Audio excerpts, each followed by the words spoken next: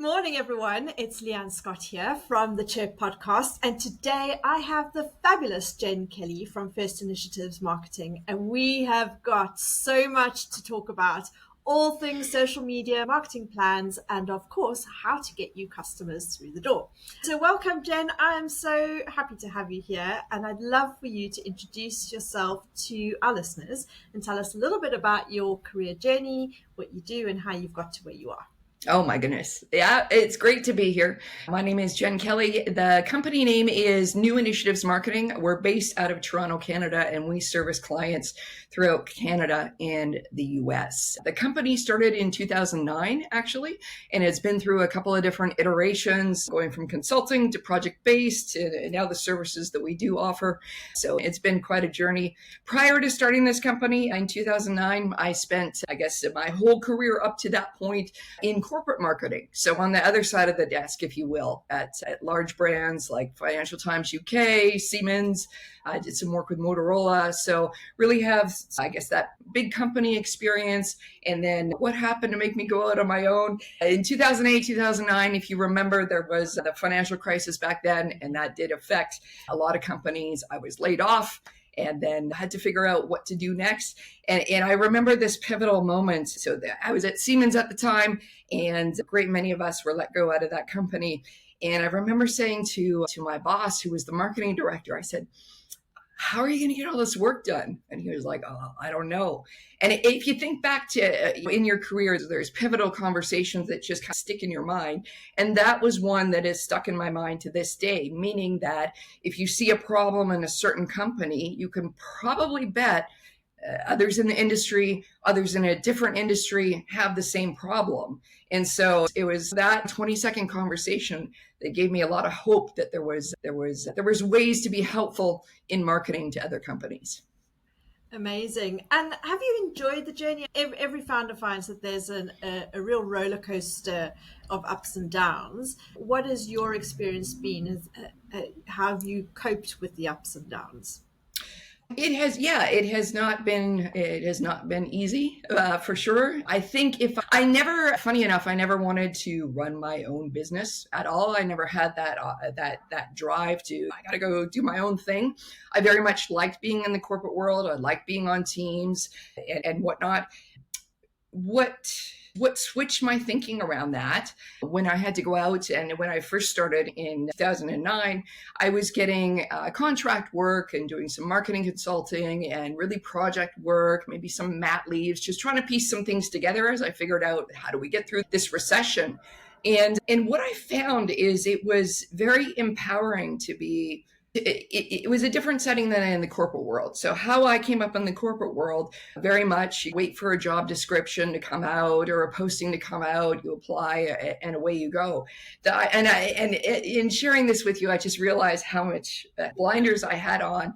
But the idea that, wow, I was free to apply or pitch any company for the services that I could offer. I was able to figure out a deal with pricing and what would that include. The ultimate freedom and the opportunity to make your own deal, make your own luck, that kind of thing. I stumbled upon that and I just thought, wow, sky's the limit with this. That's where I made the switch over. I was like, this is a great opportunity. It has not been easy. The wins are great, right? When you get the clients or you get the team happening, or you do some great things either for the clients, you have some financial wins, that's fabulous. But the hard part is you're often called to or asked to or have to do things for the business that maybe you're not ready to do just because your skill set, you don't know how to do it. It feels too big that can I possibly do this? Sometimes all the while it feels like you're being asked to make a decision in the dark and write a check at the same time in order to solve a problem that you've never encountered yet. So that's hard. It's tough. It really is. And that's probably why a lot of people call running your own business the greatest personal development program in history, because it feels like almost every day you are called to do something, and legally, right? Do something, but perform something, make a decision, act on something that's not really all that comfortable to you, or something you've never done before. So you have to keep moving and developing. Absolutely. I think every founder, if you haven't had a tough time, is coming. Like It's coming. Yeah. it's inevitable. And I do find that it helps you to grow. It teaches you that stress management, that mindset, and that belief in that it's going to work out. You've got to have that mental resilience to be a founder. I've often joked and said success is actually about whether you can persevere long enough to find success versus success just finding you. So I share your experience. So let's really dive into some of the marketing stuff. So if I understand it correctly, you focus quite a lot on that kind of CMO role, which is about putting that marketing strategy together. Tell us a bit about how you work with clients in that context. Yeah, certainly. So our programs are really, it's the fractional CMO, fractional Chief Marketing Officer service first off. And what that means is we can come into a company that doesn't yet have a marketing strategy, perform our program, which is called Strategy First. It's a 60-day program to take you from no strategy to marketing strategy. And we're able to take a look at the business, understand what the business goals are, understand how marketing can help the company achieve those business goals, understand where you are with clients and with product and with pricing, put together the strategy.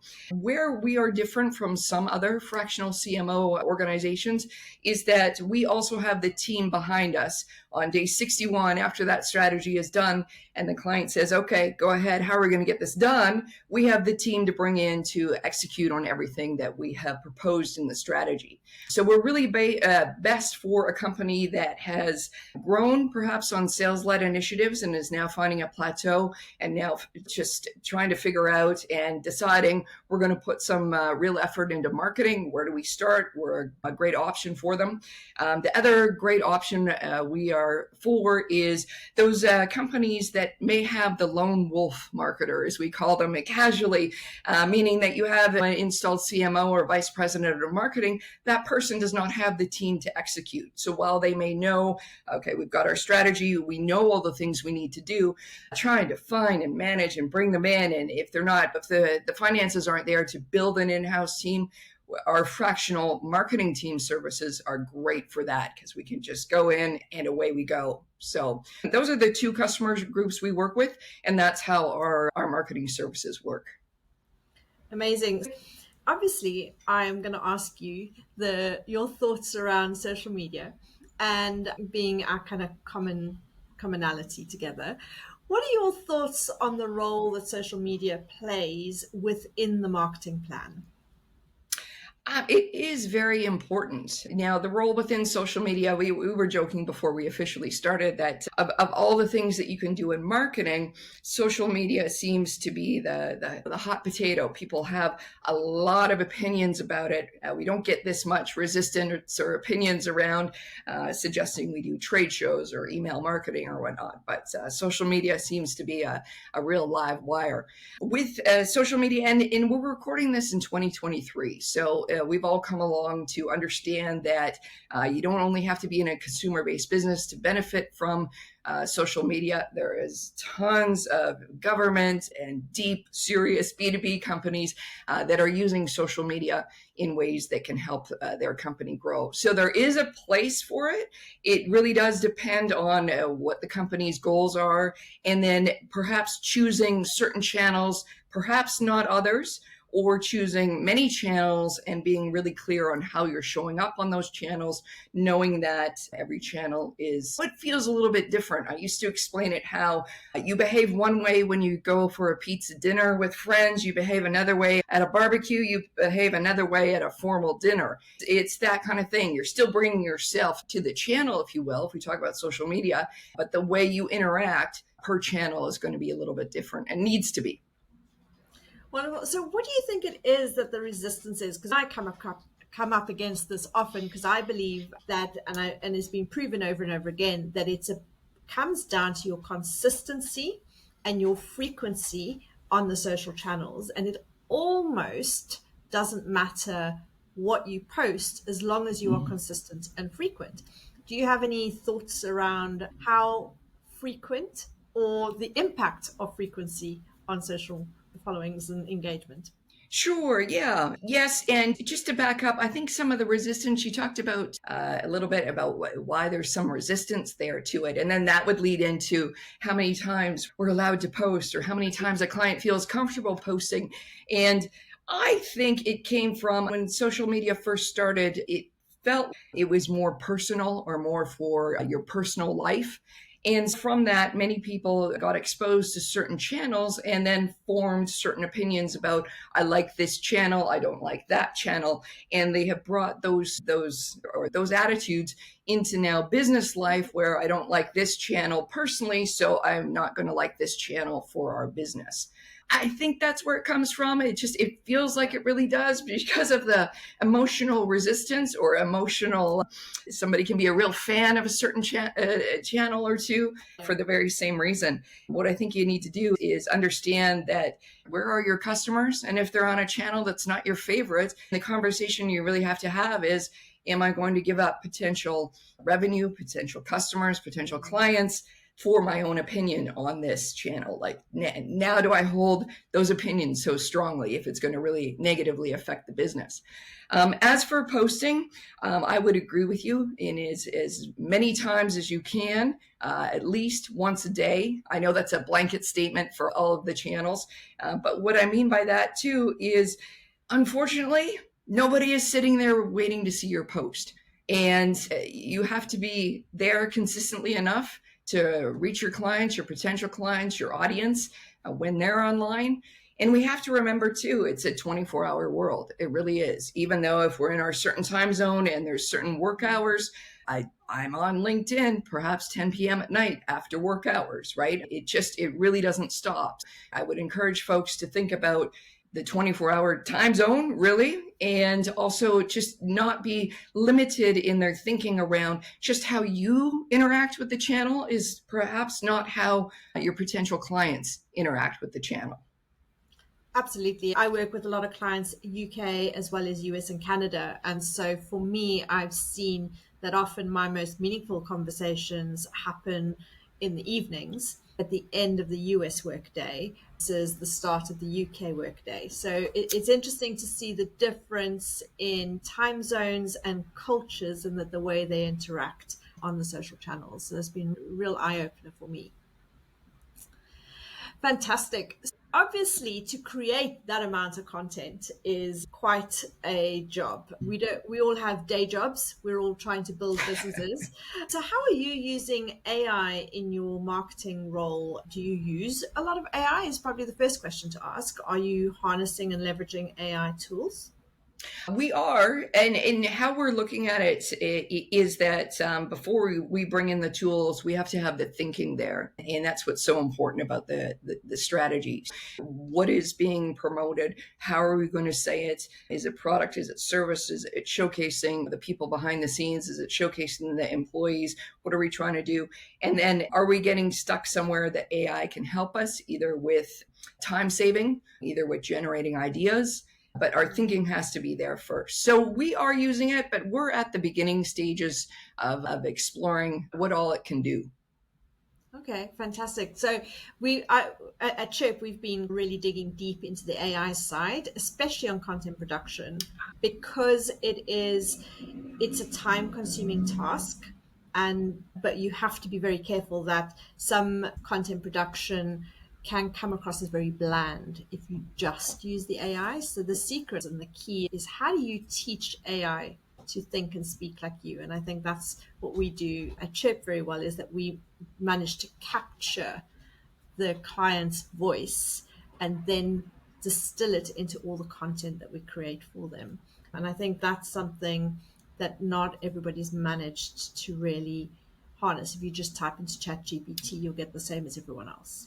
Absolutely. Absolutely. How do you make sure that happens? Do you do in-depth interviews with your clients to really get their voice? Yeah, absolutely. So, with my background as a copywriter, where I would do a lot of this thinking myself, which is capturing words and phrases that the client would use when I interviewed them. We at CHIRP, we now actually interview a founder, ask them all kinds of questions around their business, and we get them to answer in their own words. So when we create content for them, we are actually just tidying up their words as opposed to giving a concept or idea to to AI and saying, come up with a post. We're actually using the client's words, thoughts, and ideas to create their own content authentically. Oh, that's beautiful. Absolutely. It's so interesting because once you interview clients, you get the thing from the horse's mouth, and sometimes you get the off the cuff comments or something that was really important to the founder that perhaps hasn't come out in other marketing materials. So that's a really neat process. Yeah, and that's definitely, I suppose that comes from my days as a copywriter where we used to capture words and phrases, or we used to speak in the voice of the customer. And so we would do customer interviews and pull out words that the customer would use. So we've taken that human thinking and inputted it, but leveraging the speed and of AI. Yeah, that's so important. Exactly. The speed of that, but you still have, I guess, the human thinking at the first point. So that's Yeah, beautiful. Wow. yeah, Well done. exactly. Brilliant. Thank you very much. So I'm just trying to think in terms of kind of customers that you love to work with. Who are your favorites? Favorites would be, it's more a mindset. They would be in a company that is either producing a product or service that has a place in the marketplace. So there is some success there, of course, but they have the mindset of, you know what, we don't have marketing internally right now. How can marketing help us with our business? And they really view the marketing discipline or the marketing strategy and help that we could give as another pillar that could really help their company grow. So it's that kind of mindset around, okay, our company's been doing good so far. What else could we do better if we implemented some of the things that marketing could give us? So it's that kind of mindset that is the best, as opposed to a certain type of company. We do focus on the business to business side. We focus on technology, technical services, non-food manufacturing, industrial clients. But really, it's the mindset of the client where we can really come and show them the very best of what we can do and help them grow their business. Absolutely. So mindset is so important, and often marketing is seen as an expense as opposed to an investment. And but without marketing, there is no inbound lead generation. How do you overcome that, or do you find that is quite a barrier that you come up against? Yes and yes, it is a barrier that we come up against. If a potential client hasn't been exposed to all what marketing could do for them, that's quite a reasonable point of view to have. The thing about marketing and advertising is, even not as a business person, just as a consumer, you are exposed to it daily, no matter what you're buying or trying to do. And so sometimes if you've only been exposed to, say, certain ads or terrible spam or deals that seem to be a bait and switch, maybe you've had a negative experience with marketing, you might carry that kind of mindset into your business decision making. On the surface, it's up to us to really educate the potential client about what all marketing can do. And it's not just about the advertising and whatnot. There's a lot going on that can really help the business, and inviting them to, let's try something. Let's try a test. Let's start something small. Let's start with the strategy, so you can see the thinking and how all the components of your business come into the thinking and the support that marketing can actually give. Many times we're able to either I don't want to say convince. It's all about getting them educated to how this discipline can really help their business, and then we can move forward. And then sometimes you don't win. So I think you got to move on. So I recently heard something, and I'm sure it was Dan Martell that said that the reason small businesses are small is because they don't market, and they don't market enough. So having worked with small businesses for many years, I can attest to that. They are very scared of marketing. It's always the last thing that they're prepared to pay for. So yeah. Yeah, So yeah. in terms of that, Mm. you have had a lot of experience working with businesses. What do you think are the kind of top three mistakes that business make when it comes to marketing? Number one, yeah, not taking it seriously. And I just want to piggyback on your last comment there as well. Marketing is it builds upon momentum. Content, like you do with CHIRP, content that goes out there last Tuesday can still be helpful this Tuesday, can still be helpful next month. So there really is a momentum that can be built up with marketing that folks are missing out on if they don't keep it going. Number two would be going after the shiny object and not realizing, does that fit for our business? Does it not fit for our business? So there's a lot of that we hear, XYZ company that had success with this, we got to try it. Well, it might not fit in to what's happening with your business. So there's a lot of that. And then there is a lot of personal preference, like I said earlier about the social media for one, which comes in. Social media, there is some of that personal, trade shows don't really work for us. Marketing doesn't really work for us. Unfortunately, in our industry, there's a high chance that some of our clients have been either exposed to or had bad experiences with marketing agencies in the past. So they're a little bit wounded about what they've experienced in the past. Carrying forward what happened in the past further is another thing that we come up against for sure. So it would be basing today's thinking on previous negative marketing. It would be the shiny objects. And then it would be thinking that marketing can just start and stop and perform without having it ongoing. Absolutely. I think that's the biggest thing that I find is that people expect it to be a silver bullet. So if they're expecting it to create massive results within 60 days. And then after that, if it's not yielding the results that they expect, which is often 100, 200% growth, then suddenly marketing doesn't work. And then they pull it. And so it's that it brings me back to that chop wood, carry water. You've got to do the work. You've got to be consistent. And what we've seen from a social media point of view is that it does take up to 90 days to start seeing that uptick in engagement and impressions. But it's actually only at 180 days that you start to see that hockey stick, because that's when the algorithm's gone, okay, these guys are serious, they're consistent, they're committed, and then you start being rewarded by the algorithms. That's so interesting. And that must be so hard too, because these are channels that move so fast. So they move so fast is what your experience is. And then it's, okay, 180 days before we can really make a decision. Is this working? Is this not working for us? So that's a great stat to know. Yeah, and especially when we're working with startup founders, their funds are limited and they can start to see the kind of seeds of what they're doing, but they stop too soon. 60 days, 90 days in, because their funds are running out or their investment round is falling through. And it always breaks my heart because it's like you can really start to see the momentum picking up. And then when you stop, it means you have to start again. So, yeah, there's definitely, it's that chop wood, carry water. I think that's probably the most used phrase I have with clients is you've got to just keep going. You cannot stop before Do it the starts. work. Well, also, do you find that some may have faster success just because they have a lot of other things in place? Maybe they already have their messaging, they already have the branding, whereas another startup is really starting at, okay, we're really at scratch. We have to get all that going. So we have some kind of point of view to post about. Absolutely. And it depends on where they are in terms of building their startup. So if they've done the work, they've been through an accelerator, they would have looked at their vision, their mission, their target audience.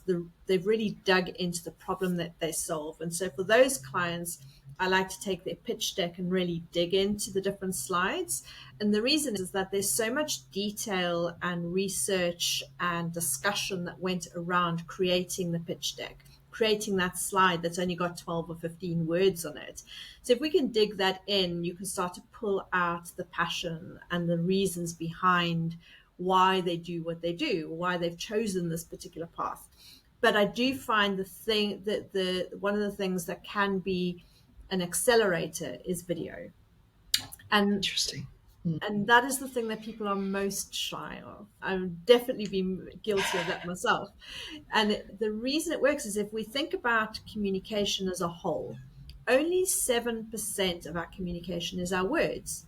How do you portray the other 93%. Well, video is a great way to do that because actually 80% of videos are read, not heard. So Ah, they are watching you as they're scrolling through their news feeds. They can see you, the way you smile, the way you interact, the way you nod your head, the way you light up about a particular subject when you're talking. And all of that comes through so that people start to build that kind of parasocial relationship with you.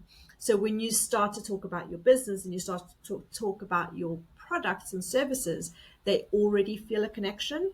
And so they're more likely to want to hear what you've got to say and then will buy because they've already built a sense of trust in who you are as a person. Because we can't hide who we are in an AI driven world. We can't hide who we are if we're prepared to show up on video.